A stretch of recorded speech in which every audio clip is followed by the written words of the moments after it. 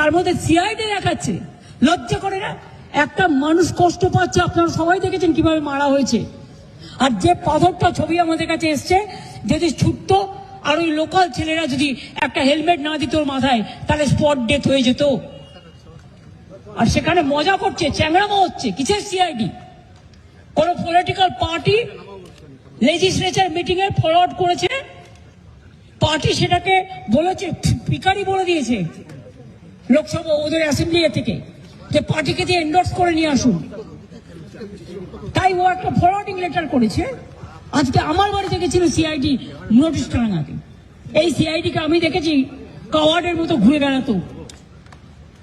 আমি চাই না ওরা কাওয়ার্ড হোক, আমি চাই ওরা শক্তিশালী হোক, আমি ওদের রেসপেক্ট করি। কিন্তু আমি দেখে নিয়েছি এরা কি কি করতো, আমাকে যেন নতুন করে না বলে। তারপর অভিষেকের বাড়িতে গেছে, ও ছিল না, ও তখন বেলেঘাটায় ছিল, আপনারা জানেন না, যে প্রোগ্রাম ছিল। তারপরে সোনারপুরে গিয়ে ঘটনা ঘটেছে। পুলিশ কিন্তু ইনফরমেশন দেওয়া হয়েছিল, তা সত্ত্বেও পুলিশ কি করে, এবং তারা লোকাল পিপল নয়, আউটসাইডারদের বাইরে থেকে ভাড়া করে নিয়ে আসা হয়েছিল। কি জবাব দেবে পুলিশ? রাজনীতির উত্তর কি? পটকেলে না রাজনীতির